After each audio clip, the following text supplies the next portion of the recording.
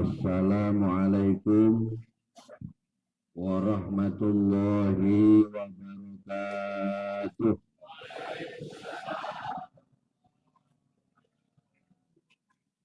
Alhamdulillah, wassalatu wassalamu ala rasulillah, la nabiyya ba'dah. Yang saya muliakan imam dan seluruh pegawai syara Masjid Al-Ihsan, yang saya muliakan Bapak Ketua Majelis Duha Kabupaten Batanghari, Bapak Kiai Baihaqi Syam, yang saya muliakan Bapak Haji Bustami, Bapak Haji Hamidi, yang saya muliakan Kepala Pengadilan Agama Kabupaten Batanghari, Muara Bulian, orang-orang tua kita, para alim ulama, bapak-bapak, ibu-ibu, hadirin wal hadirat rahimakumullah. Semoga di pagi hari ini kita semuanya mendapatkan berkah dari Allah Subhanahu wa ta'ala, karena waktu pagi adalah waktu yang didoakan langsung oleh baginda Nabi. Allahumma barik li ummati fi bukuriha. Ya Allah, berkahi umatku di pagi harinya. Kita ngumpul-ngumpul di sini, insya Allah mendapatkan doa keberkahan dari Nabi. Berkah umur kita, berkah rezeki kita. Bahkan Nabi itu kalau ngirim pasukan perang itu di waktu pagi. Kalau mengirim pasukan perang di waktu pagi, Pak Haji Hamidi. Kenapa?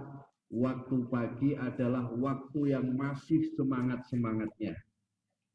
Ya, kalau ngirim pasukan di waktu sore itu membahayakan. Loyo. Karena pasukannya ngantuk. Insya Allah ini pasukan-pasukan pemburu berkah. Amin. Allahumma amin. Bapak Ibu hadirin yang saya muliakan,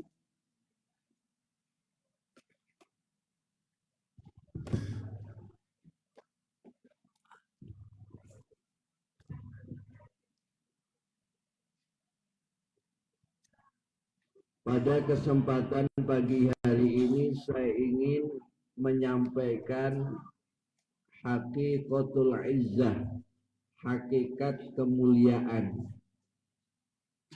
Apa itu kemuliaan yang sebenar-benarnya? Wadhkur rahimakallahu hahuna. Ingatlah, semoga Allah memberikan rahmat padamu. Rasulullah itu kalau habis mengingatkan, habis memberikan nasihat, beliau selalu mengiringi dengan doa. Jadi kalau kita habis marah sama orang, jangan lupa sesudah itu didoain. Jangan cuma dimarah doang. Nih, ikut Rasulullah, Pak. Jadi kalau kita habis marah habis-habisan, itu didoain. Kalau saya dulu waktu mondok di Darut Tauhid sama Abu Yataifur, kalau habis dimarahin, sudah itu dipanggil Pak Haji Bustami, dikasih duit. Nah, itu yang paling elok itu. Jadi sebanding, Pak. Sebanding. Bukan hanya dimarahin saja, tapi dikasih duit. Ataupun kita doakan. Nah, Ini mari kita contoh, kita terapkan dalam kehidupan kita. Setiap kita habis marahin orang, sesudah itu kita doakan ataupun kita kasih duit supaya yang kita marahin itu tetap semangat dan tidak mempunyai rasa dendam. Nah, ini penting, Pak ya. Ini termasuk teknis Rasulullah di dalam muasyarah bergaul di tengah-tengah masyarakat. Qauluhu subhanahu wa ta'ala walillahil izzatu walirasulihi walil mu'minin. Kekuatan itu hanya milik Allah dan Rasulnya dan bagi orang-orang yang beriman. Faminal izzi allazi azzallahu bihil mu'minin. Termasuk kekuatan Allah yang diberikan kepada orang-orang yang beriman pada Allah. Kekuatan Allah yang diberikan kepada orang-orang yang beriman. Sehingga orang-orang yang beriman ini mempunyai kekuatan, mempunyai keyakinan yang sepenuhnya kepada Allah Subhanahu wa ta'ala. Raf'u himmatihi ila maulahu wa thiqatuhu bihi dunama siwahu. Setengah dari kekuatan Allah yang berikan pada orang-orang yang beriman, semangatnya orang yang beriman kepada Allah atas keyakinannya. Jadi kalau sampai saat ini kita masih diberikan keyakinan kepada Allah, itulah kekuatan Allah yang diberikan pada kita.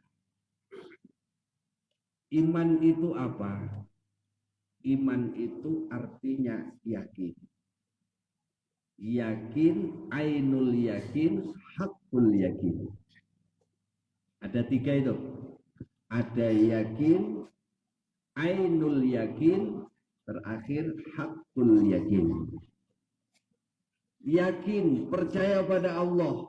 Misalnya kita percaya ini, usaha yang kita dapat ini dari Allah, tetapi kita masih ikut campur tangan, ya, masih terbersit di hati kita bahwa kita ini juga ikut campur tangan dalam urusan itu masih dalam tingkatan yang pertama, ya, yakin.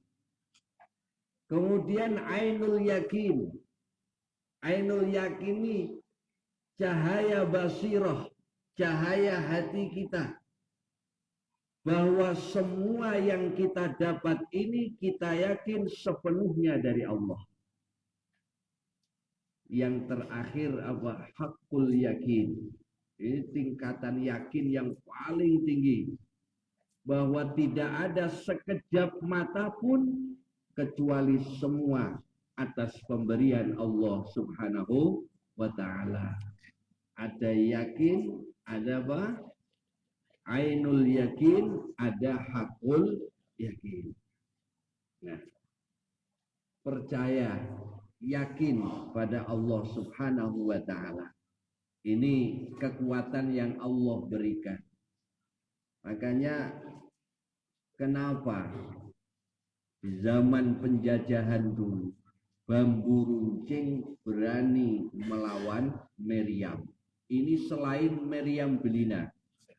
Kalau Meriam Belina itu gampang, mungkin sekali aja sudah ambruk ya. Bambu runcing, bayangkan, bisa mengalahkan Meriam, bisa mengalahkan senjata-senjata yang canggih. Kenapa?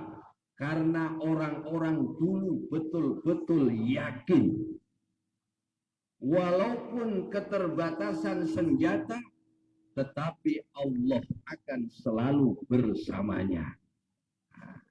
Sehingga nggak takut mati. Beda sama saya ini pejuang Palestina, tapi masih takut mati. Tapi nggak apa-apalah, dikasih serban sama orang ya kita pakai. Kenapa? Siapa yang tidak mempunyai kepekaan terhadap saudaranya orang Islam, ya itu bukan termasuk golongan umat. Ya walaupun hanya pakai serban Pak Haji Hamidi, ya, mudah-mudahan ini sebagai bukti cinta kita sama Palestina. Mudah-mudahan kita termasuk hadis Rasulullah yang ikut memikirkan kepentingan, ya, kemaslahatan, kesedihan dari saudara-saudara kita yang ada di Palestina. Insya Allah, ya, mudah-mudahan termasuk orang-orang yang dicintai Allah. Amin. Allahumma amin. Ini, Masya Allah. Itu karena yakin. Makanya, ya, para sahabat-sahabat dahulu itu selalu fastabiqul khairat, berlomba-lomba dalam hal kebaikan. Sayyidina Ali begitu mendengar ayat yamhaqullahu riba wa yurbis shadaqah, Allah melebur riba dan menaikkan keberkahan harta sedekah. Ini rumus kaya menurut Al-Quran. Siapa lagi yang mau percaya kalau bukan orang-orang yang beriman? Rumus kaya menurut Al-Quran, duit jangan disimpan di ATM, tapi sedekahkan. Banyak sedekah, insya Allah semakin sukses, semakin kaya. Amin. Ini konsep menurut Quran. Konsep menurut Al-Quran, kalau kepingin kaya, uang tidak disimpan di ATM, tapi sedekahkan. Ya. Konsep makmur suatu masjid tempat ibadah, kalau bangunan sudah elok, jangan sampai uang hanya numpuk di ATM, tetapi di sekitar masjid kita masih banyak yang kelaparan, membutuhkan uang. Makanya uang kesejahteraan masjid itu bisa juga dilimpahkan sama orang-orang yang dekat masjid itu. Mungkin ada yang miskin, mungkin butuh uluran uang. Ini penting untuk kita kasih supaya apa? Dia semangat untuk ke masjid. Makanya kita jangan seuzon dulu ada orang nggak mau ke masjid. Itu barangkali sedang mikir perutnya, sedang butuh ekonomi dan lain sebagainya. Maka fungsi masjid itu bukan hanya fisik, tapi Masya Allah itu bersifat umum. Bagaimana kemaslahatan masjid ini bisa terjangkau. Makanya ini di Jawa sudah diterapkan. Ada kotak amal, jariah masjid, garis miring, ya, yatim piatu. Ada lagi garis miring, kesejahteraan umat. Nah ini yang kita ambilkan nanti, berikan sama tangga-tangga masjid yang mungkin dekat masjid tapi jarang ke masjid. Kasih biar dia semangat, ajak dia ke masjid supaya masjid ini berfungsi, masjid ini umat tergerak untuk menghidupkannya. Jadi bukan hanya pegawai syarat yang dikasih, tapi umatnya juga dikasih. Siap nggak kira-kira? Mudah-mudahan Pak Haji Bustami bisa mewujudkan nanti. Amin. Insya Allah. Ya, harus kita semangat punya pemimpin yang Islami, yang punya kepekaan agama yang tinggi. Harus kita semangat. Ini mohon maaf saya tidak kampanye ya. Ini tidak kampanye. Tapi mempromosikan itu penting. Yang elok-elok itu dipromosikan.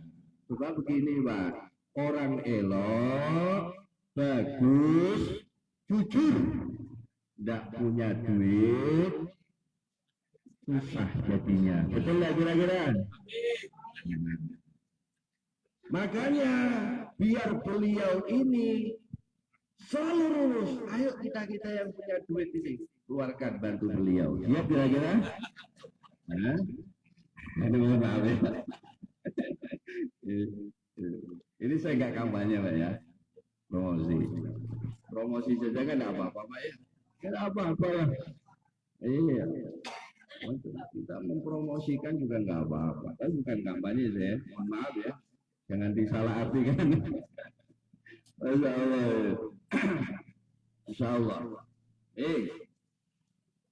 Masya Allah. Jadi sahabat Ali mendengar ayat itu bahwasanya ya, yang menjadikan lantaran Allah mengkayakan kita, memberkahi harta kita dengan sedekah, Sayyidina Ali dengan mantapnya, dengan yakinnya mengeluarkan sebagian hartanya, sehingga Allah mengembalikan 10 kali lipat dari hartanya itu yang dikeluarkan. Masya Allah, kita harus yakin Pak. Maka di dalam Al-Quran itu ada obat yang diberikan Allah dalam Quran. Apa itu? Madu. Madu itu obat Al-Quran. Makanya kita amalkan sebelum ke dokter minum madu dulu. Itu ya. Jangan kita nggak percaya. Madu ini kira-kira betul nggak bisa nyembuhin penyakit? Ya, kita harus yakin. Kan ada dalam Al-Quran itu surah An-Nahl. Nahl itu artinya apa? Lebah. Coba kita lihat kehidupan lebah. Indah Pak. Lebah itu, mohon maaf ya, lebah itu ya kompak. Lebah. Sekok diusik, yang lain nyerbu. Walaupun Bapak sudah nyelam di Sungai Batanghari, masih ditunggu Pak. Itu lebah Pak. Betul nggak? Lebah itu yang dimakan apa Pak? Sari pati bunga yang elok-elok. Makanya keluarnya madu. Coba. Nggak ada lebah makan sambal. Nggak ada. Lebah makan sayur terong. Nggak ada Pak. Sari pati. Yang keluar elok. Ini orang mukmin. Kalau yang dimakan itu halal, perangainya elok. Betul nggak Pak? Tapi kalau yang dimakan haram, ini perangainya gak elok. Ya, mudah-mudahan makanan kita halal semua Pak. Nah, untuk menjadi madu ini melalui proses Pak. Ya, dikasih tempat dulu, dirawat, nanti baru muncul madunya. Dari mana? Dari buritnya apa? Lebah. Melalui proses hidup itu proses Pak. Menggali Al-Quran jangan langsung dari ayatnya. Ini bisa keliru. Tanpa kita merujuk kepada tafsir-tafsir para ulama yang menjelaskan ayat itu.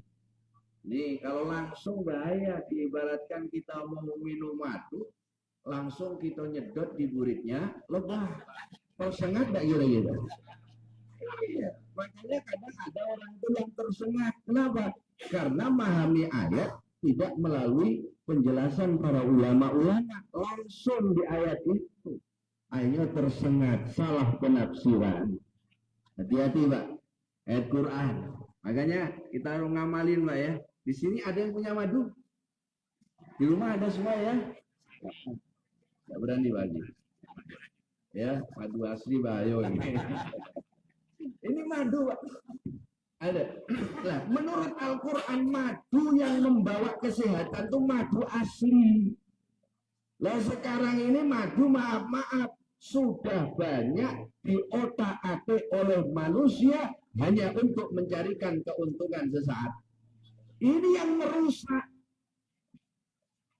Nahl ada itu dalam Quran. Lebah.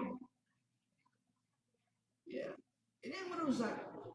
Contoh, ada orang Allah itu melihara lebah. Nah, musim hujan seperti ini kan jarang lebahnya keluar. Campur sama gula. Nih kadang-kadang merusak. Ya, kalau mau cari Bapak, carilah madu yang asli. Sudah dapat dibawa ke rumah, tunjukkan pada istri kita. Ma, ini madu asli. Bagaimana nanti responnya? Oh sini Pak, saya minum ya. Ini, ya, pandai. Nah sekarang ini banyak orang jualan madu, tetapi begitu diminum, kenapa tidak punya efek? Karena memang sudah diotak-atik oleh manusia. Punya niat nggak baik itu tadi, hanya ingin mencari uang, tapi tidak menjaga kuantitas dan kualitasnya. Maka saya harapkan madu asli inilah yang dikatakan Rasulullah obat daripada penyakit, kecuali mati itu memang sudah tidak bisa diobati. Ya, ini obat dari Al-Quran. Kita harus yakin. Kita harus yakin. Kenapa? Allah menurunkan penyakit pasti ngasih obatnya. Obatnya tidak jauh dari penyakitnya. Coba kita ambil dah ilmunya orang Cina. Orang Cina itu kan kalau berobat itu banyak lari ke herbal. Herbal diambil dari apa? Akar-akar, daun-daunan tuh. Itu ternyata menjadi obat. Contoh nih Pak ya, ada daun binahong. Daun binahong itu apa namanya Pak Dion? Binahong ya. Daun binahong itu bisa menjadi obat bagi orang yang terkena darah tinggi. Nah, darah apa Pak? Tinggi. Kalau darah muda tidak punya efek. Darah tinggi sama kolesterol. Ini setiap mau tidur kita ngambil 6 lembar daun binahong itu direbus dengan 2 gelas. Ya, 2 gelas air. Direbus menjadi 1 gelas. Minum. Nanti sesudah tidur insya Allah rasa ringan kepala kita. Ternyata obat ini nggak jauh sebenarnya dari kita. Contoh, Bapak makan durian enggak? Ini musim durian kan? Musim durian. Nah, orang-orang kita dulu betul nggak tuh? Obat durian tuh gampang. Makan sebanyak-banyaknya, masih enak juga. Apa itu obatnya? Itu kulitnya, itu jadikan badah untuk air. Nah, itu diminum. Tapi airnya saja, kulitnya jangan. Itu kalau kulitnya dimakan bahaya ya. Nah, itu jadi obat Pak. Ternyata nggak jauh dari itu. Maka orang-orang zaman dulu itu dia tidak banyak mengeluarkan dalil, tapi fakta. Orang-orang dulu Pak ya. Maka saya sampai sekarang masih percaya. Kemarin saya ngaji di daerah Sengeti, di Subuh durian banyak banget. Alhamdulillah saya sikat semua Pak. Mumpung ada Pak ya. Ya namanya kita ini kalau mumpung ada sikat Pak. Udah itu saya minum. Badahnya itu durian itu saya jadikan tempat untuk minum. Itu obat. Kalau yakin, ini pentingnya kadang-kadang oyonian orang dulu tuh. Nah itu kan kadang-kadang keyakinan nih maju mundur. Kalau saya yakin. Nah itu ya. Nah, itu Masya Allah. Mudah-mudahan kita ini diberikan kesehatan oleh Allah Subhanahu wa Ta'ala. Mudah-mudahan kita tetap yakin Pak ya. Yakin mengamalkan Al-Quran.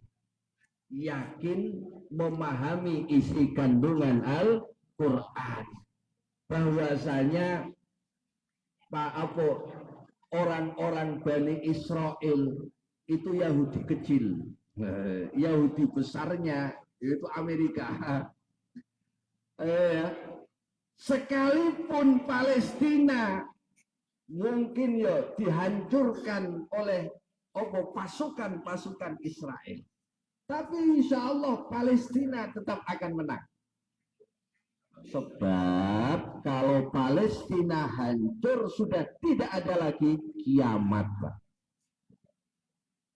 Mari kita pelajari Al-Quran. Orang Yahudi diberi watak oleh Allah itu apa? Keras, sombong, nggak mau ngalah. Itu Yahudi.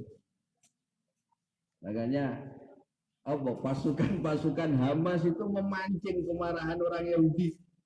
Sehingga yang jadi korban siapa? Orang-orang sipil. Nah, orang-orang sipil yang sudah meninggal, insya Allah syahid. Amin Allahumma. Mereka sudah tersenyum di alam barzakh, mendapatkan titel syahidnya. Nah ini Pak ya, Masya Allah. Ini kita harus yakin bahwa Al-Quranul Karim mulai dari surah Al-Fatihah.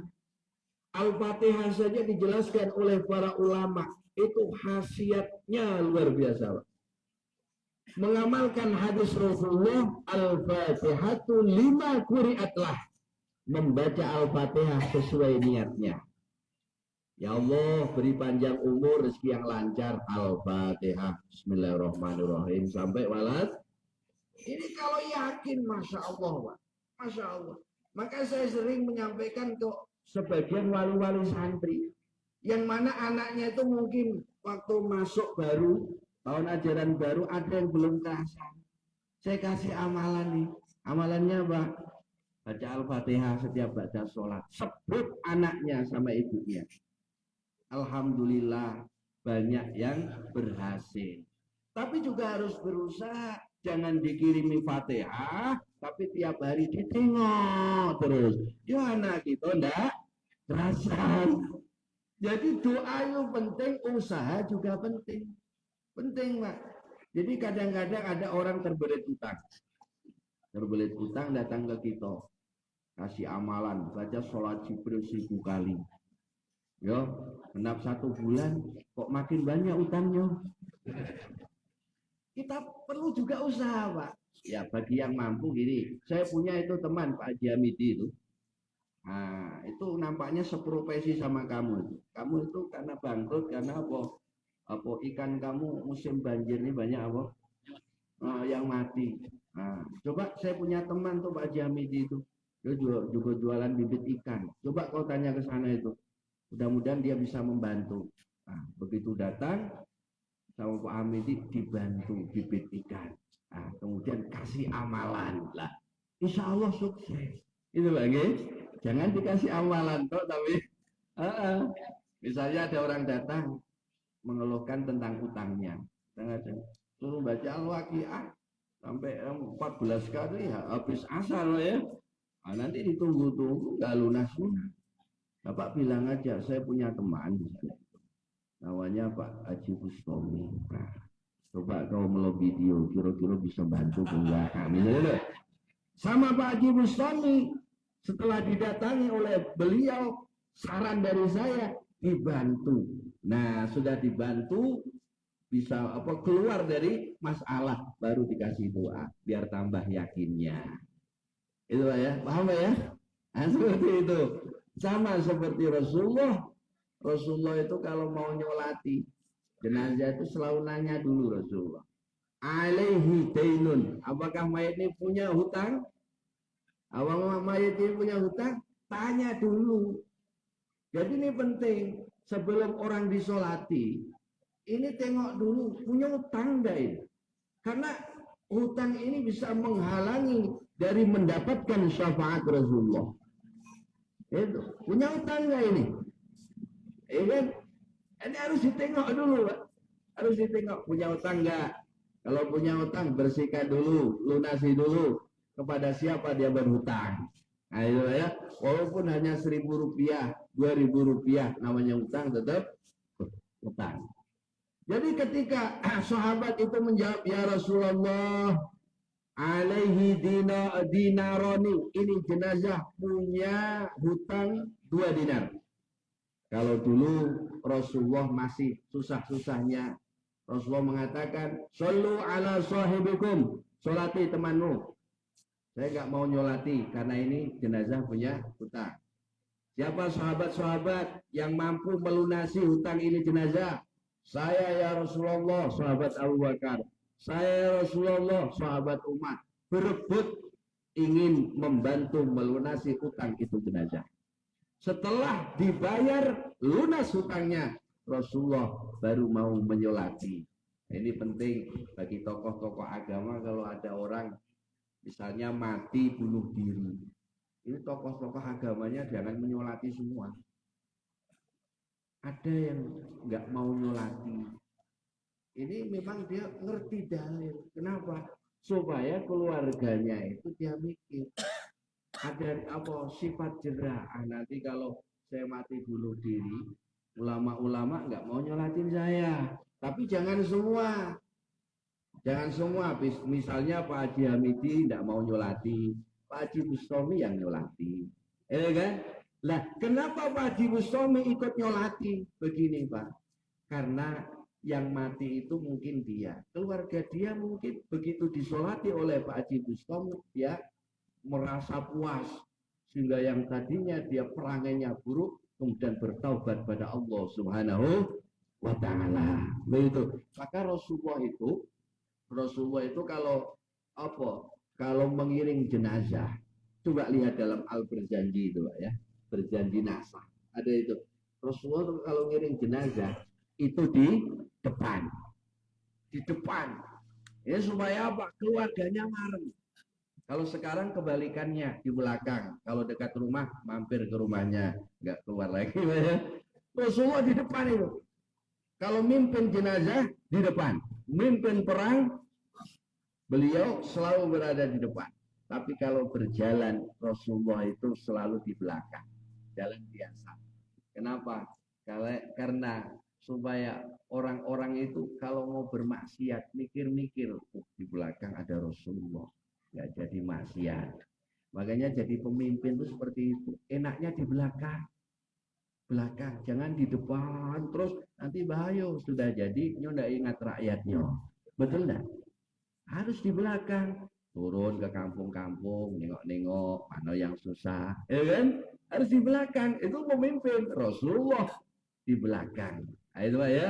Tapi kalau mengawal orang yang meninggal, beliau berada di depan. Nah, itu ya. Makanya kalau saya kadang-kadang lewat itu kemudian nyelonong ada santri lewat di depan saya nggak marah. Kalau saya berjalan di belakang, santri di depan, santri akan mikir, enak nengok cewek, belakang ada Ustadz Majid, ada Rasul itu, Pak ya. Tapi kalau saya di depan, santri semua di belakang berjalannya, ini bahaya. Nengok cewek saya nggak tahu. Nah ini ya, kayak orang angon bebek itu, tahu bebek Pak? Ah ya. Ya tahu bebek, itu orangnya di depan atau di belakang? Kalau orangnya di depan, bebeknya di belakang, kocar kacir Pak. Betul lagi kira-kira.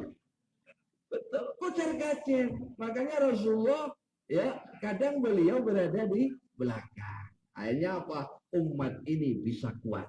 Nah, mudah-mudahan dikit-dikit bisa nyontoh Rasulullah Sallallahu Alaihi Wasallam. Semoga keyakinan kita semakin tinggi pada Allah Subhanahu wa ta'ala. Tadi ada yakin, ada ainul yakin, ada hakul yakin.